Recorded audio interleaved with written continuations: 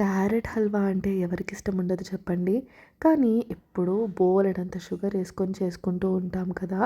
ఈసారి అసలు 1 స్పూన్ కూడా షుగర్ లేకుండా అద్భుతమైన క్యారెట్ హల్వా రెసిపీ చూపిస్తాను. వీడియోని స్కిప్ చేయకుండా ఎండ్ వరకు చూడండి. ఛానల్‌ని సబ్స్క్రైబ్ చేసుకోవడం మర్చిపోకండి.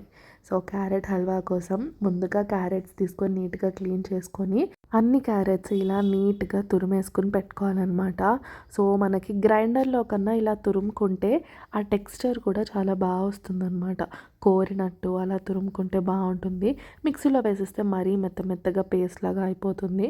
సో, ఇలా తురుముకోవడం is the best option. Next ఏం చేస్తామంటే స్టవ్ వెలిగించి పాన్ పెట్టి క్యారెట్ తురుముని మగ్గపెట్టడానికి ఒక్క 1 స్పూన్ మీగడ వేసి, ఆ మీగడ కొంచెం కరిగాక క్యారెట్ తురుమంతా వేసేసి సిమ్‌లో మగ్గబెడతామనమాట.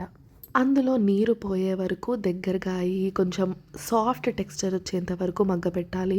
అప్పుడప్పుడు అలా తిప్పుతూ మూత పెడుతూ ఈ ప్రాసెస్ అనేది ఒక 15 మినిట్స్ అలా కంటిన్యూగా చేస్తూ ఉండాలనమాట. అప్పుడు క్యారెట్ తురుమంతా ఏంటంటే కొంచెం సాఫ్ట్‌గా అవ్వడం స్టార్ట్ అవుతుంది. అప్పుడేం చేస్తామంటే ఒక 2 కప్స్ పాలు పోస్తామనమాట. పాలలో మగ్గిస్తే ఏమవుతుందంటే ఇంకా సాఫ్ట్‌గా కొంచెం మెత్తగా అయ్యి క్యారెట్ తురుమనేది టెక్స్చర్ వస్తుంది అండ్ తొందరగా మగ్గడానికి హెల్ప్ అవుతుంది.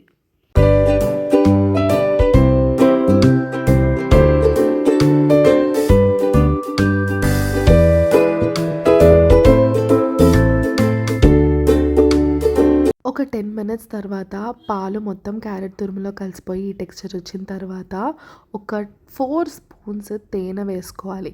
మనం ఇక్కడ షుగర్ కానీ, షుగర్ పౌడర్ కానీ, బెల్లం కానీ యూస్ చేయట్లేదు. ఓన్లీ తేనె మాత్రమే యూస్ చేస్తున్నాము. అది మనకి ఎంత స్వీట్‌నెస్ కావాలో అంత స్వీట్‌నెస్‌కి తేనె వేసుకోవాలి. కొంచెం ఎక్కువ స్వీట్ కావాలి అనంటే ఇంకొక 4 స్పూన్స్ వేసుకోవచ్చు. నేను ఇక్కడైతే ఒక 4 స్పూన్స్ వేస్తున్నా, చిన్న స్పూన్స్ అనమాట.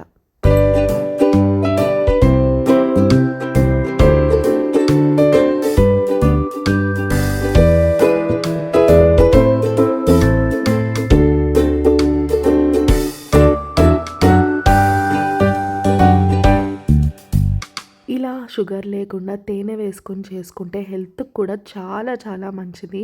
సో, ఇక్కడ మనం యూజ్ చేసేవన్నీ హెల్తీయే. పాలు, తేనె, క్యారెట్, సో డ్రై ఫ్రూట్స్ కూడా వేసుకుంటాం తర్వాత. సో, మొత్తం హెల్తీ కాబట్టి ఎంత తిన్నా ఏమీ కాదు. చూసారు కదా! ఇలా దగ్గరగా అయిపోయిన తర్వాత ఇంకో స్టవ్ మీద 2 స్పూన్స్ నెయ్యి వేసుకొని డ్రై ఫ్రూట్స్ అన్నీ వేసుకొని మంచిగా దోరగా వేగాక మళ్ళీ తీసుకెళ్ళి క్యారెట్ తురుములో కలిపేస్తాము. ఇలాచీ పౌడర్ కోసం కొన్ని యాలకులు తీసుకుని మిక్సీ పెట్టేసి ఆ ఇలాచీ పౌడర్ కూడా పైనుంచి జల్లేసి మొత్తం అంతా బాగా మిక్స్ చేసుకోవాలన్నమాట.